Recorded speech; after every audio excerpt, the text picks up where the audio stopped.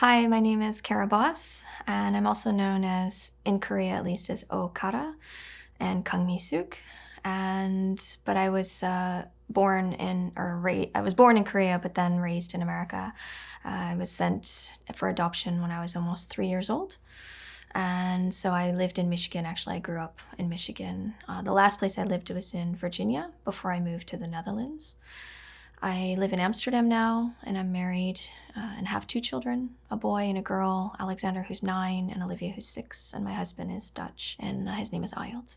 So I was adopted when at least my paperwork and my file said that I was 2, but now after a bit more investigating, actually, I was probably closer to 3 or 4. So my adoptive family, they were farmers, actually. My dad was a commercial farmer, and my mom was a stay-at-home mom. And we lived in a very rural part of Michigan. It was called Sheridan, is where I came. That was the first place I came to when I came to America. And they have two biological children of their own, my brother and sister.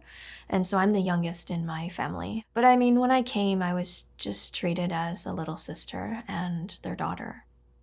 Yeah, so what sparked for sure the looking into my past and looking into, being Korean and my origin is definitely my daughter. Because when she turned 2, that was the age I was always told that I was when I was found in that parking lot. And so when she turned 2 and just, all of the time and the bonding that was spent in those first 2 years of her life, it made me realize, like, did I have that? Or I questioned, did I have that with my mother? And if I did, what kind of, I guess, trauma brought the situation that we had to be separated, but also like what kind of trauma is she still facing with not knowing, where I am and how I'm doing. So that brought me to think of searching for her. Because before that point, I never desired to, because I really said, my American family is my family. And so that spurred the search. And also, that includes the identity of being Korean. Because before that point, if you don't look into anything to do with, I think, your origins, then that part is also lost. So when I started researching for her, then I started actually searching for my identity. So when you first start searching, you contact your local adoption agency in where you were adopted. So that was in Michigan, Bethany Christian Services. And I had already had my file from them, but I've been told by other adoptees it's best to try to get your original file from Korea, because it's happened often that the file in Korea is different than the one that you've received from your parents. It can be just even small details or big ones, or a completely different file. Like, that's how drastic it can be. So I contacted them and asked to start a birth family search. Through that is, in the end, how I ended up getting a new piece of paper. And to be honest, every single time I asked them for, specific information each year that I went back, because I started to go back to Korea then. So this started in 2016. I asked for the file, and then I also did a DNA test. Every single time I ended up finding new pieces of paper, and it completely conflicted always with the idea that I'd always had about adoption. I'd always believed that, my file was correct. I always believed that the people who organize and facilitate adoptions are just honorable people who are trying to help these impoverished children in these foreign countries and are doing good in the world. I mean, when I was younger, I always said also that I would adopt to try to give back, because I was saved and rescued from poverty. Um, but then when I started research and investigating my own file, I kept being confronted with conflicting information. Like in 2018, I found out that a foster family, they weren't just a foster family. They tried to actually domestically adopt me. And so when I met my foster mother, she was told by the orphanage that an American couple were looking for a 2-year-old girl and that they should send me back. So then it started to make me question everything, about who I am, um, about my adoption process, if it was true. That's the problem, I think, a lot of times with adoptees, is the story. By the time you start searching, it's too late. I mean, this all happened 30 some years ago. And so trying to find information on people who had found me in the parking lot, who had facilitated my adoption, who had stamped my paperwork, is really difficult. And I recently found out through an investigative program here in Korea that all of the names, all of the information on my little piece of paper that talked about how I was found and who found me and what happened was false. So it confirmed also the fact that it's almost impossible for us to be able to find family unless our mother and father's names are on there. And even then, because of the Privacy Act here in Korea, it's also impossible to contact them unless they really want it and they can find them. That's the other thing. So in 2019 is when kind of a miracle just dropped out of the sky, is when I found I had a DNA match. He's my nephew or half nephew.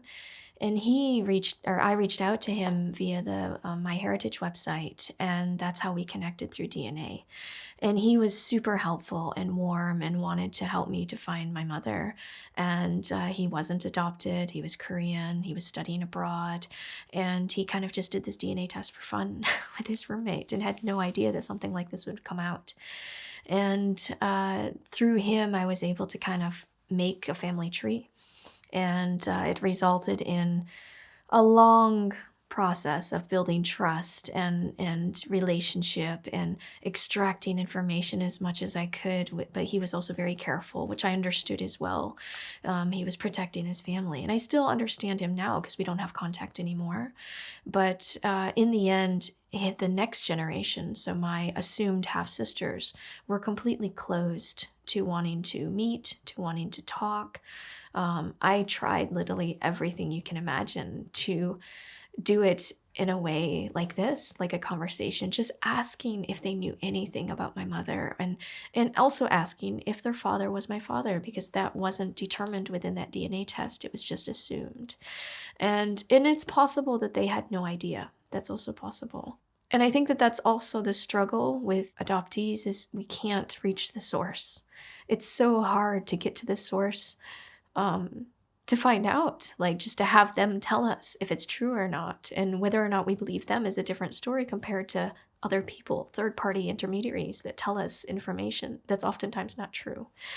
So in the end, in 2019, actually 36 years after I was sent to America, I filed a paternity suit against my father. It wasn't an easy decision to do so.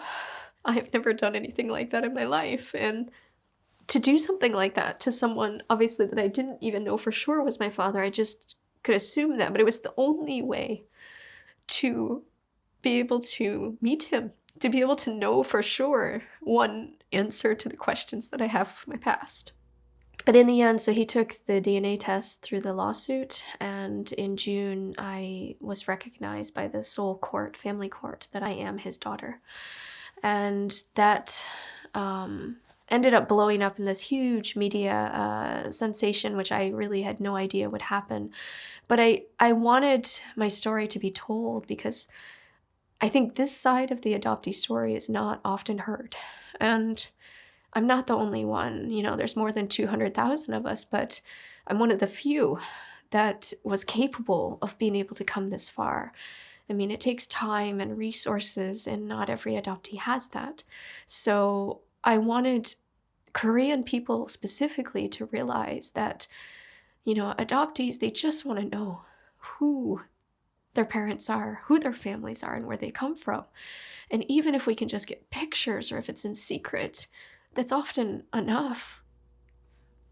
So I met him in the end after, because of the media, and the family was very scared of their information being going public, or people knowing who they were. I was able to negotiate a meeting with him, and the family hadn't even told him about me or the lawsuit until actually after the trial on June 12th. So he knew and heard about me June 12th, and then June 15th we met. And he was 85 years old at that time. I can imagine if you're that age and you're a Korean, successful man, that if he didn't know about me, or if I was a secret, regardless, either way, it would be quite a shock. And it would be something that probably he wouldn't want to admit to. So on June 15th, though, his family did bring him or have him come to my lawyer's office, and we met. But last minute, the family called us and told us that he was not coming alone like we had agreed upon, because I had promised there wouldn't be media, and they had promised that he would come alone. And in the end, last minute, they pulled a quick one, and two bodyguards actually brought him to the meeting. So I didn't have even like, the first meeting with my biological father was at a lawyer's office and then with two bodyguards like in a movie. And he didn't admit to anything. He acted quite hostile and confused as well to the information. My lawyer kept telling him that this is your daughter, and it's been proven by DNA in the Soul Family Court. And within probably less than 10 minutes, he just said, "I don't need to hear this," and he left. He wouldn't look at the pictures that I tried to show him. He came in also with a mask and sunglasses and a hat, so I couldn't see his face. And I tried to get him to at least take off his sunglasses so I could look him in the eyes, and he didn't do that either. He just left. And so I was devastated because, again, I was left without answers, and this time from the source. But, I can understand people say, like, well, what did you expect if you file a lawsuit like that? Like, what, could you expect that he'd come in with open arms? Of course not, no. But I had hoped that he would admit, or he would at least take responsibility. And I do think that if obviously every other measure that I had tried to take with the family would have been received, if we would have just been able to have a conversation, a year and a half before that point, obviously none of this would have happened. So it's tragic all around. I can say that even though that meeting was terrible, I at least met him. And actually, 6 months later, he passed away. And the family, they didn't tell me until afterwards, after the funeral was already finished, so I couldn't even go to that. And I didn't expect, obviously, an invitation either, but still, he was, my father.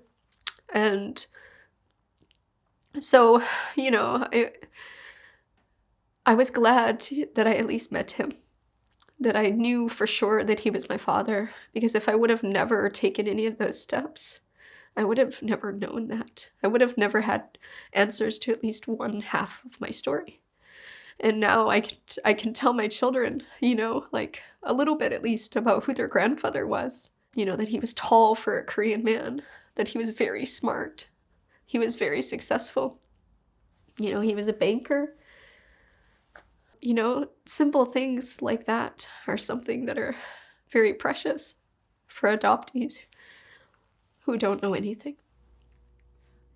I never dreamed of looking for him because as adoptees we're always told that, our mothers are probably single. And most the times that's true.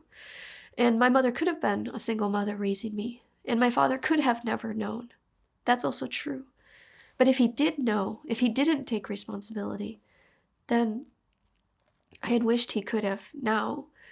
But because of their distrust and their suspiciousness and just not being open whatsoever, even though they all lived abroad, they all studied. I mean, my oldest half-sister studied for 10 years, got her PhD in America. So it's not that they didn't understand also the Western culture or the Western mindset. And I think that part is the hardest reality, because I often think of how could it have been if they would have been open. I didn't have to have any kind of relationship. I didn't have to come out in the open. It could have been a secret meeting just to hear from him if he didn't know anything, or if he did. But yeah, again, I'm left with just more questions again. So I don't know who my mother is still. And I'm hoping that someone will reach out who knew her or who knew me. But still, even today, I don't know. Yeah, it's a good question of why keep looking to the past when you're only receiving, I think, a lot of hurt, because that's definitely true. I never imagined this to be my story. You hope and secretly desire that your parents in Korea are still together and they lost you. And I now know, of course, that that's not my story. Reality of life is never, always filled with happiness. But I do think as a human being, I think it's really important to know where you're from and who you're from. And it's also important for my children. It's important for them to know, because I think I was also raised in a generation where you don't confront your emotions. My parents, for sure, not talking about, family issues or race or anything to do with, those, I think, deep subconscious levels that need to be addressed in order to be a healthy emotional person that we now know and we practice. I think that's important as a mother, too, to provide that role model for my children to realize that even even if it's painful, even if it's difficult, it's important to confront those traumas in order to completely heal, and to not live with that bitterness, to not live with the traumas of the past, but to allow yourself to recognize them, to forgive, find forgiveness in that. And that's the only way you can heal. I really hope that my children, when they think about me when they're older, when they look back, at the times that I had to also leave them to come to Korea to do my search for my mother, I hope that they see that as courageous, but I also hope that they see that as the unconditional love that I hold for them. That they see that the reason why I went through all of this is also because my love for them. That they can know and be proud of also being Korean, because they're 50% Korean as well. That every aspect of their identity they can be firmly confident in knowing, and any kind of racial injustice that they may face in the future, that they can know that they can confront it and stand tall and be proud of who they are and proud of what I've done so far. My name is Kara Voss, and this is my Korean American story.